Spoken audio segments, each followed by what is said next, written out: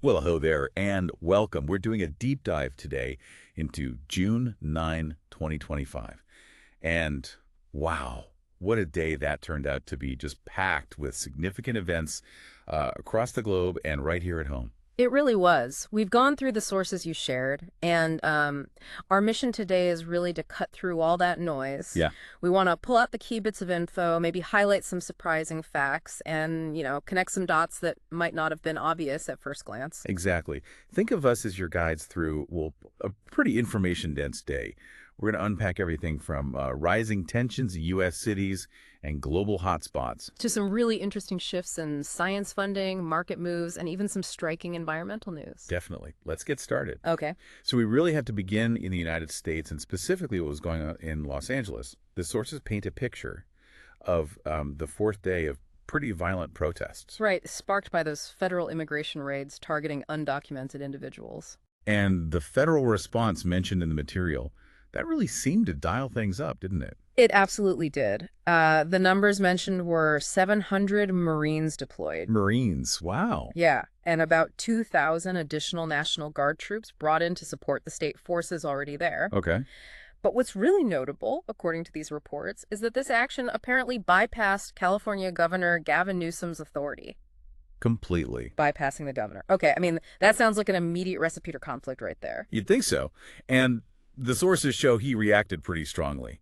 Condemned the move straight away, called it unconstitutional. Not just words, though. No, not at all. He announced a lawsuit against the federal government and directly accused President Trump of, well, creating a crisis on purpose.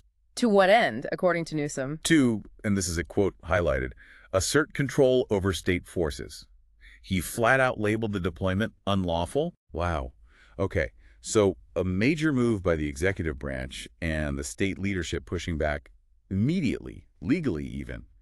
What about the protests themselves? What do the sources say about what was happening on the ground? Well, they were marked by pretty serious confrontations, demonstrators and law enforcement clashing. Yeah. Reports mention injuries, arrests, and something that really drew international notice was journalists being struck by rubber bullets. Oof. That's serious. International notice, you said. Yeah, we saw specific condemnation mentioned from places like Australia and Britain over that detail. Right. That adds another layer of complexity, doesn't it? And the perspectives, how people were framing this, were they pretty far apart? Completely different worlds based on the sources. The federal government side was reportedly branding protesters as insurrectionists. Insurrectionists. Strong language. Very. While state leaders and critics were accusing the administration of, well, severe overreach. And this wasn't just party lines. No, the reports highlighted critics across the political spectrum. Senators Schiff and Padilla, for instance, called it an unprecedented use of military force against civilians. Okay. And the administration's justification. President Trump's office, as reported, framed it simply as necessary to maintain order. So, yeah, two totally different narratives right there in the source material. And the federal actions on June 9th didn't actually stop in L.A. There was also a big announcement about travel, right? That's right. President Trump announced a pretty sweeping new travel ban. The sources detailed it affecting citizens from 12 countries. Mostly where? Primarily in Africa and the Middle East, yeah. And visa restrictions were extended to 7 other countries as well. And the reaction to that? Well, critics like Representative Pramila Jayapal warned it would just, deepen U.S. isolation and stigmatize nations with large Muslim populations. That concern was clearly noted. Okay, let's pivot a bit. Still in the U.S., still significant government actions, but moving to the judiciary. The sources flagged a couple of Supreme Court rulings from that day. What was the first one? The first was a unanimous decision, actually. They dismissed that lawsuit brought by Mexico. The one about gun makers. Exactly. Mexico was seeking, I think it was $10 billion, accusing U.S. gun makers of fueling cartel violence south of the border. But the court said no. Unanimously. They cited U.S. law, specifically the legal immunity granted to firearm manufacturers. Case dismissed. Interesting. Unanimous on something that sounds pretty contentious. What was the second ruling?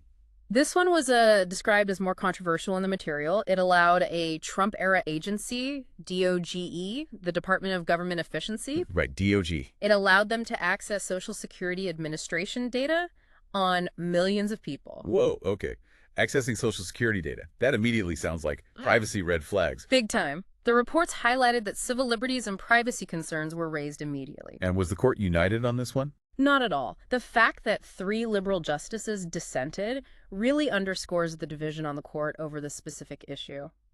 So when you take all these U.S. events together, from just June 9th, the L.A. deployment, the travel ban, these court rulings, what's the big takeaway? Why does it matter for you, the listener? Well, what's really striking is how these executive actions deploying troops, the ban, DOGE getting data access, immediately sparked these major clashes, clashes with state authority, legal challenges pushing constitutional boundaries, intense debates about privacy, the role of the courts. It's like a snapshot, isn't it? Exactly, a snapshot showing just how fast federal policy decisions can ignite these really fundamental conflicts across different branches and levels of government, all in a single day. Okay, definitely a lot happening domestically. Let's shift our view now, go global. The sources show things were just as busy, just as complex internationally. Yeah. Maybe start with that incident off the coast of Gaza. Yeah, absolutely. Reports described the Israeli Navy intercepting a vessel. It was trying to deliver humanitarian aid. And the ship had a name. Identified as the Madeleine, UK flagged, and part of something called the Gaza Freedom Flotilla. And weren't there some notable people on board mentioned? Yes, the sources did mention that. The passenger list reportedly included climate campaigner Greta Thunberg. Really? Yeah, and also several EU lawmakers, which, naturally brought more attention to the whole thing. I bet. So how did the different sides frame this? What were the views reported? Starkly divided, as you might expect. Israel criticized the mission, arguing that it could be used to get around security measures related to the blockade they maintain. Okay, so a security concern from their side. Right.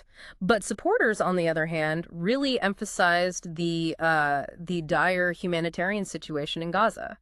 They framed it as a purely peaceful mission, just trying to deliver essential supplies. So completely opposite interpretations. Exactly. The reports highlighted that global reactions were split, really underscoring those ongoing tensions around Israel's blockade policy. And what happened to the passengers? They were detained, and the expectation reported was that they'd be deported. This kept the international spotlight firmly on Gaza, as you can imagine. Okay. Moving east then, there was news concerning Russia and Ukraine. And here, interestingly, we saw something potentially positive. For a moment, yes. The sources noted what seemed like a step towards de-escalation. Russia and Ukraine completed the first stage of a prisoner exchange. That sounds significant. It followed renewed peace negotiations, and Ukrainian President Volodymyr Zelensky was quoted saying more exchanges would follow. So yeah, a tentative but definitely positive sign mentioned in the material. But that positive feeling didn't last long, did it? Tensions ramped up again almost immediately. Precisely. The reports indicated Russian forces actually increased attacks in Ukraine right after this. An increase. Was there a specific trigger mentioned? Well, one detail that really stands out in the sources is that this escalation was reportedly triggered, at least in part, by President Trump. How so? He publicly likened the war to kids fighting in a park. Kids fighting in a park. Wow. I can imagine how that went down in Kyiv. Yeah, it drew a very strong reaction from President Zelensky, as you'd expect from the sources. He publicly rebuked the comparison, stating really emphatically, we are not kids. Putin is a murderer. Strong words back. Absolutely. And the reports noted he used that moment to, hammer home the urgent need for continued Western military aid, framing it as a vital deterrent against more Russian aggression. So while the war in Ukraine continues, Russia's influence was apparently growing elsewhere, specifically in Africa. That's a really significant point raised in the material, yeah. Even with all the resources tied up in Ukraine and facing Western sanctions, Russia seems to be actively expanding its military presence across various African nations. And the goal there? As interpreted in the sources, it's about bolstering Russia's global influence, securing access to, vital resources, strategic partners on the continent. And they're managing this despite sanctions. Apparently circumventing them, yes. Which is raising real concerns among Western governments, both about regional stability in Africa and, frankly, about how effective the sanctions actually are. Right, elsewhere. We also saw security issues highlighted near to the U.S. on the Mexico-Guatemala border. Yes, reports described a pretty serious shootout there. Mexican police killed 4 alleged gunmen. And pursued others. Right, pursued additional suspects into Guatemala, which, highlights the ongoing security challenges down there, organized crime, that kind of cross-border violence is persistent. And then further south, El Salvador. News about a crackdown on dissent. That's another key point the sources brought up. It seems like President Bukele's campaign against critics was intensifying. What happened specifically on June 9th? The material noted the arrest of a constitutional lawyer, Enrique Naya, and this followed the arrest of another prominent attorney, Ruth Lopez, just the week before. So a pattern emerging. Exactly. And it's reportedly raising serious alarm bells among international human rights advocates. Okay, and finally, on the international security front, a big defense announcement from Canada. Yeah, Prime Minister Mark Carney pledged what was described as the largest boost to defense spending Canada's seen in decades. Aimed at NATO targets. Exactly. The goal reported is to meet that NATO target, spending 2% of GDP on defense sooner than they'd previously planned. It's about strengthening Canada's own military capabilities and, reassuring allies in the current global climate. So looking at this whole range of global events on June 9th, from aid ships and prisoner swaps to, political commentary fueling conflict, shifting alliances, crackdowns, Right. what's the key takeaway here for you? It really paints this vivid picture, doesn't it? A world kind of caught between contradictory forces. On one hand, you see these tentative steps towards maybe de-escalation or cooperation, like that prisoner swap. Right. But they're happening at the same time as really rapid escalations, sometimes driven just by political rhetoric. A powers jockeying for position. Exactly. Global powers maneuvering for influence in new arenas, while regional conflicts just grind on, and you see these crackdowns on fundamental rights continuing. Yeah. It really illustrates the sheer complexity and the interconnectedness of it all. Seemingly regional issues have immediate global ripples, making diplomacy and aid just incredibly challenging. Absolutely. Okay, let's turn our attention now to the economic and tech landscape for June 9th. Yeah. What were the big stories driving markets and innovation then? Well, one key driver mentioned across the sources was anticipation building around fresh trade talks between the U.S. and China. The trade talks again. Always a factor, right? Asian stock markets particularly saw some gains as investors were looking ahead to these negotiations. And did the sources say where these talks were actually happening? They were reportedly convened in London, starting on June 9th itself. And what was on the table? Pretty broad discussions, it sounds like, targeting tariffs, obviously, but also those really strategic sectors, things like rare earth minerals, semiconductors. Stuff critical for tech and supply chains. Exactly. Areas crucial for global supply chains and that ongoing technological competition. So how did the markets react on the day the talks actually started? Cautiously optimistic. Yeah, cautiously positive seems about right, based on the reports. The announcement seemed to trigger some modest gains. The S&P 500 edged up just 0.1%, around 6,005. Okay. NASDAQ saw a slightly better gain, maybe 0.3%, while the Dow was pretty flat. And Treasury yields softened a bit, which sometimes hints at easing inflation worries. And this was after a decent end to the previous week for U.S. markets. Yes. The reports did mention that U.S. markets had finished the prior week strong. That was apparently boosted by better-than-expected non-farm payroll data. Right, the jobs numbers. Always watch closely. Very closely. And adding another layer to the economic picture, President Trump was quoted on June 9th publicly calling for a big interest rate cut from the Fed. How big? A full percentage point, arguing, that it would provide more stimulus for the economy. Okay. Beyond that macro picture, some specific corporate news making waves, too. Oh, definitely. Warner Bros. Discovery made a pretty significant announcement. They detailed plans to split the company into two separate entities. How would that work? One focused on their streaming and studio content, Max and the film studios. The other on their global television networks like CNN, Discovery Channel, etc. And the market liked that idea. Seems so. The company's stock reportedly jumped about 7% on the news. A positive reaction. Interesting. And in the tech sector, particularly those really cutting-edge areas like quantum computing? Yeah, the sources highlighted a really big deal there. IonQ, which is a US-UK quantum computing firm. I've heard of them. Right. They announced a major acquisition, buying Oxford Ionics for $1.08 billion. Wow. Billion with a B. A significant consolidation move in that space.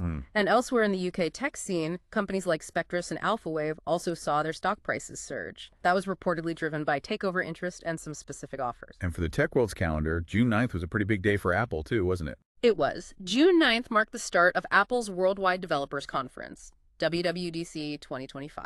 Right, WWDC.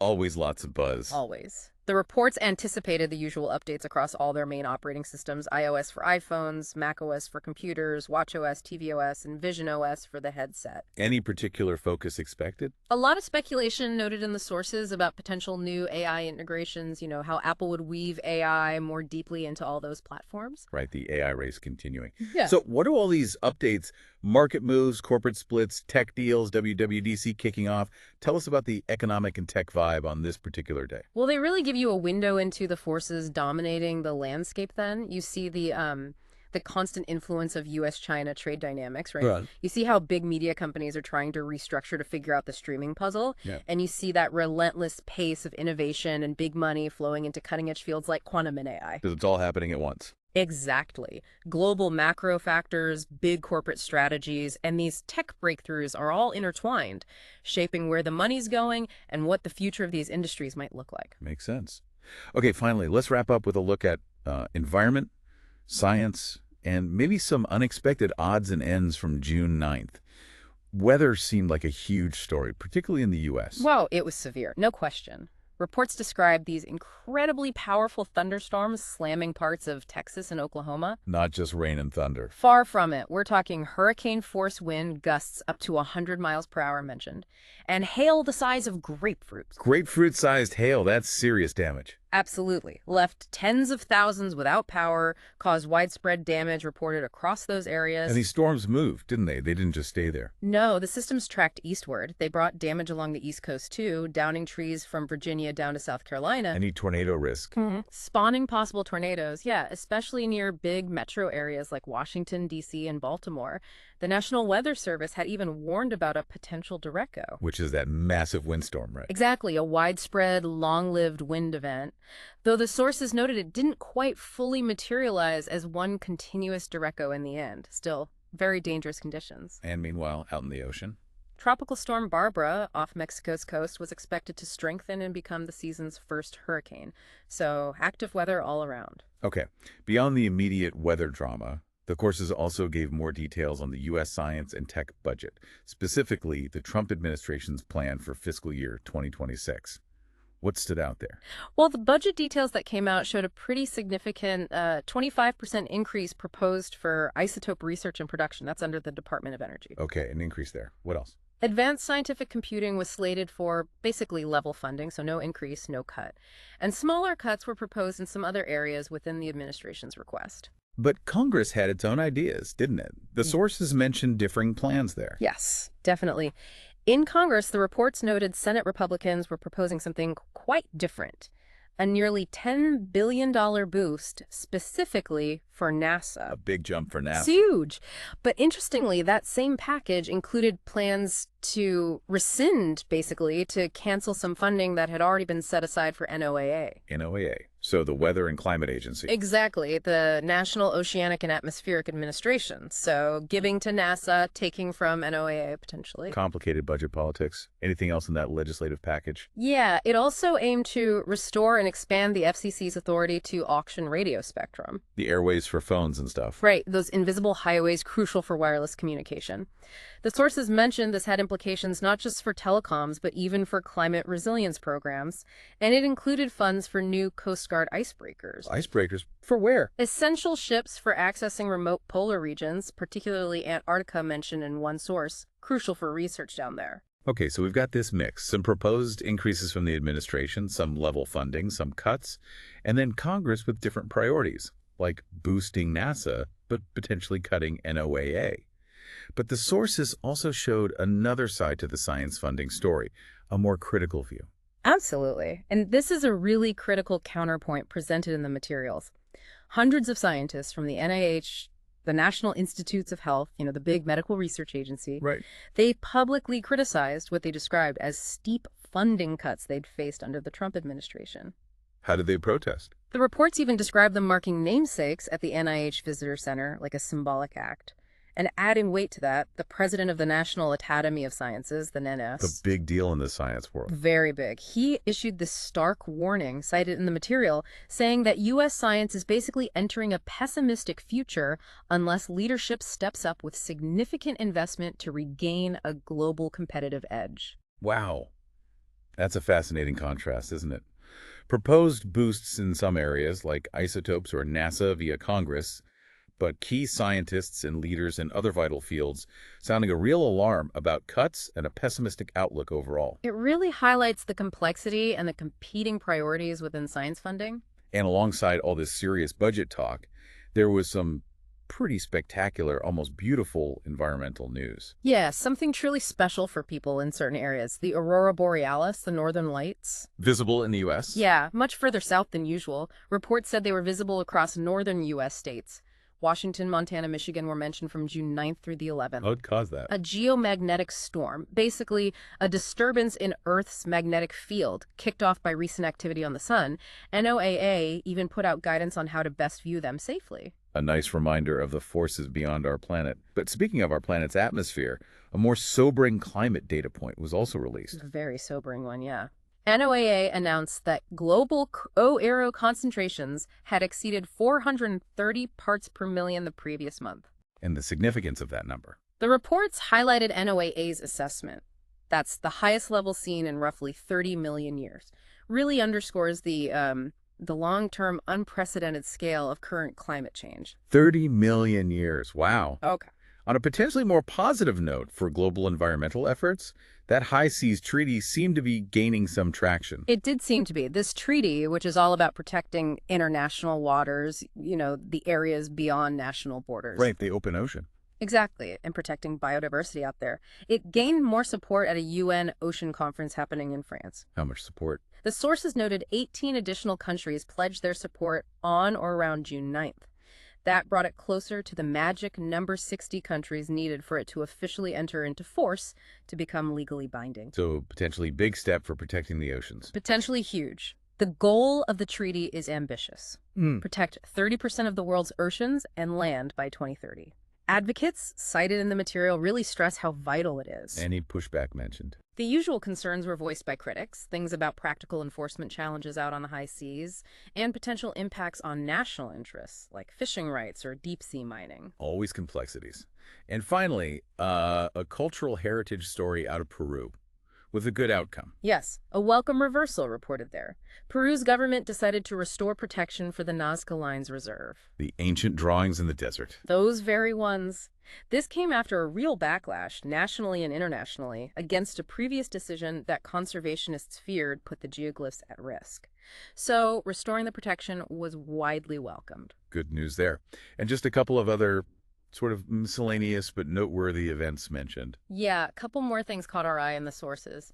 The ACLU, the American Civil Liberties Union, was demanding the release and return of a Dominican woman 47 years old. What was the situation? Reportedly living legally in Puerto Rico, but somehow caught up in enforcement actions, highlighting those ongoing concerns about immigration practices and civil rights. Okay. And the other one? A rather bizarre incident detailed in one source. A man was apparently chased across the tarmac at London's Heathrow Airport. On the tarmac? Really? Yeah, which naturally drew immediate attention to airport security protocols and, how quickly things can go sideways. Definitely raises questions. Wow. Yeah. This last section really drives home how interconnected everything is. Environment, science, policy, security. From hailstorms and climate data to science budgets and chasing people across runways. It really does cover a lot of ground. Phew. Okay, diving into just the sources for June 9, 2025, it really hammers home the sheer density and the sheer variety of significant things happening on just one single day. Absolutely. We saw that domestic friction really escalating dramatically in the U.S.